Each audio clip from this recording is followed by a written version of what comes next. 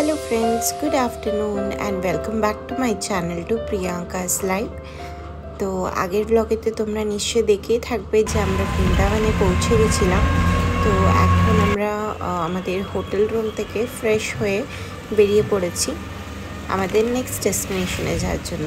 তো এখানে দেখতেই পেলে আমার হাজব্যান্ড, আমার ছেলে আর আমার মাম্মি আমরা সবাই মিলে যাচ্ছি এখন হচ্ছে প্রেম মন্দিরে। তো প্রেম মন্দিরের কথা আর প্রেম মন্দিরের ছবি তো মানে ফেসবুকেতে দেখে দেখে আমি মানে খুবই এক্সাইটেড হয়ে যেতাম যে কবে যাব। তো ফাইনালি ওই দিনটা আজকে চলে আসলো। তো এখন সারা রাস্তা শুধু ভাবছি যে কখন গিয়ে ওখানে পৌঁছাবো। তো এখানে বৃন্দাবনের রাস্তাঘাটও খুবই ভালো, আর যেহেতু এটা মন্দিরের স্থানীয় জায়গা আর এটা খুবই একটা ফেমাস জায়গা, তো এখানে মোড়ে মোড়ে পুলিশ স্টেশন, তারপরে পুলিশের ব্যারিকেড সব লাগানো আছে, খুবই কড়া নজর রাখে সবার দিকে। তো এখানে আমরা 500 মিটার আগেই নামিয়ে দিয়েছিল টোটোওয়ালা আমাদেরকে, যেহেতু পুলিশের ব্যারিকেড ছিল তো ওইখান থেকে আমাদেরকে হেঁটেই যেতে হতো। তো এখানে আমরা বাইরে তিলক লাগাচ্ছিল কটা ছোট ছোট মেয়ে 10-20 টাকা নিয়ে। তো আমি, মাম্মি, আমার হাজব্যান্ড দিব্যাংশ সবাই মিলে লাগিয়ে নিলাম। তো দেখতে বেশ ভালোই লাগছে, আর আমার তো মনে মানে কী বলবো, এতটাই যে এক্সাইটেড। আর এই গেটটা দেখে তো আমার মন একদমই খুশি হয়ে গেছে। তো তোমরা অনেকেই জায়গাটা ফেসবুকে দেখে থাকবে। তো এই জায়গাটার নাম হচ্ছে প্রেম মন্দির। তো দেখতে পাচ্ছ বাইরেও অনেক সিকিউরিটি আছে। তো আমাদেরকে সিকিউরিটি চেক হয়ে তারপরে ভিতরে ঢুকতে হলো। তো দেখতেই পাচ্ছ ফাইনালি আমরা এন্টার করে গেছি। ভেতরেও অনেক সিকিউরিটি ছিল। তো যাই হোক, চলো এখন আমার তো মানে এই চারিদিকটা দেখে এত ভালো লাগছে তোমাদেরকে বলে বোঝাতে পারবো না। আর ছোটোবেলায় যে কৃষ্ণ ঠাকুরের আমরা যত কাহিনী শুনেছিলাম, তো সেই সব কাহিনী এখানে স্ট্যাচু দিয়ে ডিজাইন করে ছবি দিয়ে তুলে ধরার চেষ্টা করেছে। তো সামনে যে মন্দিরটা দেখতে পাচ্ছ সেই মন্দিরটা তো অপূর্ব সুন্দর, মানে যতক্ষণ না তোমরা কাছ থেকে দেখবে তোমাদের বিশ্বাস হবে না। আর আমি তো তাজমহল থেকে ঘুরে এসেছি, তো এই জায়গাটা আমি বলবো যে আমার তাজমহলের থেকেও খুবই বেশি ভালো লেগেছে। আর বেশি ভালো জায়গা, আমার তো প্রচুর ভালো লেগেছে। কয়েকটা ক্লিপ আমি তোমাদেরকে শেয়ার করছি, তোমরা দেখো আর এনজয় করো।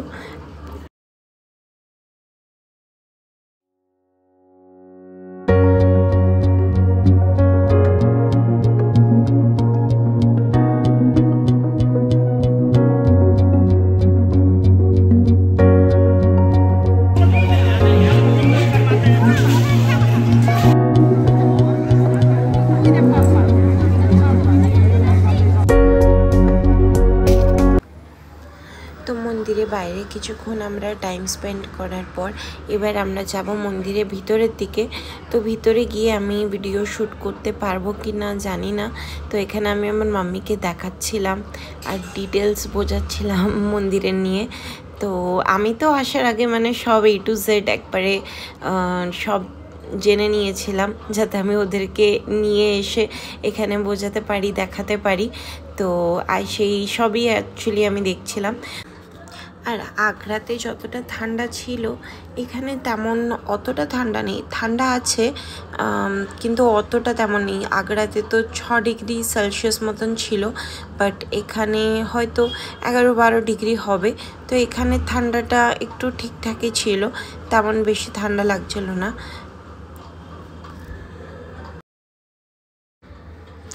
তো এখন সন্ধ্যে আরতির টাইম স্টার্ট হয়নি এখনও, তার আগেই এখানে খুব সুন্দরভাবে একটা গান চালিয়েছিল। তো আমি এখানে আবার অডিওটা আমি ইউজ করতে পারিনি, কারণ সেটা আবার কপিরাইট চলে আসবে। তো তার জন্য অডিওটা আমাকে ডিলিট করতে হলো ব্যাকগ্রাউন্ড থেকে। তো এখানেও আমরা কটা ভালো ভালো ভিডিও ফটোস নিলাম। তো এখানে দিব্যাংশ বারবার ওইদিকে চলে যাচ্ছিলো, একজন ওকে ডাকছিল, তো ওদের সাথে চলে যাচ্ছিলো। তো তারপরে আমি আর দিব্যাংশ কিছু পিক্স নিলাম। তো এখন ভেতরে সন্ধে আরতি হবে, তো আমরা ভেতরের দিকে যাব। তো দেখি তোমাদেরকে যদি আমি শেয়ার করতে পারি নিশ্চয়ই শেয়ার করব। তো চলো তাহলে।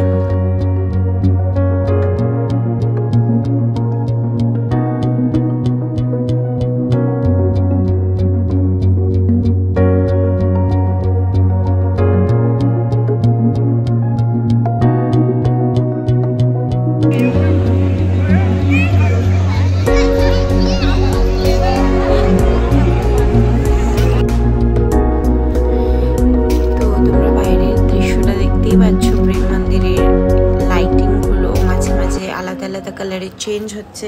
ফাইনালি আমরা ভিতর দিকে এন্টার করছি। তো দেখতে পাচ্ছ গেটের সামনের ডিজাইনটা আর কতটা বড়, মানে ভেতরের জায়গাটা, আর মার্বেল দিয়ে এত সুন্দর ডিজাইনটা করেছে আর সব কিছু খুবই সুন্দরভাবে সাজিয়েছে। তো আমি যতটুকু ভিডিও নিয়েছি সেটুকুই শেয়ার করার চেষ্টা করছি।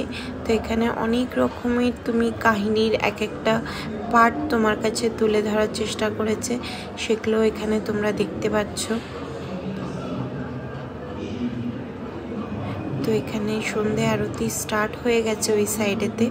তো আমরা এখন যেহেতু এন্টার করেছি, আমি একটু ভিডিও ক্লিপসগুলো নিয়ে নিচ্ছি।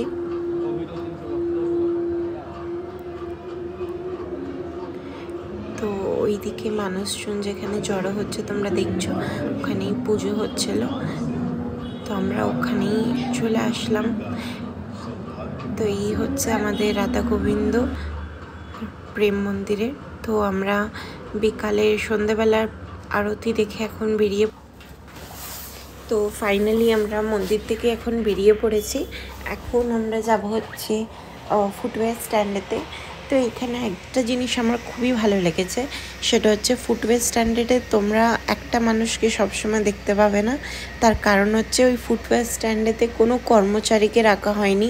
ওখানে তোমার যদি সেবা করার ইচ্ছা হয় তাহলে তুমি ওই ফুটওয়্যার স্ট্যান্ডেতে কিছুক্ষণ 1 ঘন্টা 2 ঘন্টা তুমি লোকের সেবা করতে পারো। মানে তারা যখন ফুটওয়্যার দিতে আসবে তুমি তাদের বস্তা দিয়ে কুপন দিয়ে ফুটওয়্যারগুলো জমা রাখতে পারো। তো এইভাবেই এখানে ফুটওয়্যার জমা নেয়, আর এখানে কোনো চার্জ করে না। অন্য সব মন্দিরে আমি যেটা দেখলাম সব মানে 2-5 টাকা তো নেয়, বাট এখানে মন্দিরে তুমি সেবা করে যাও তাও ভালো, কিন্তু 1 টাকা মানুষ কেউ নেবে না তোমার থেকে, কেউ চাইবে না। তো এই জিনিসটা আমার খুবই ভালো লাগলো।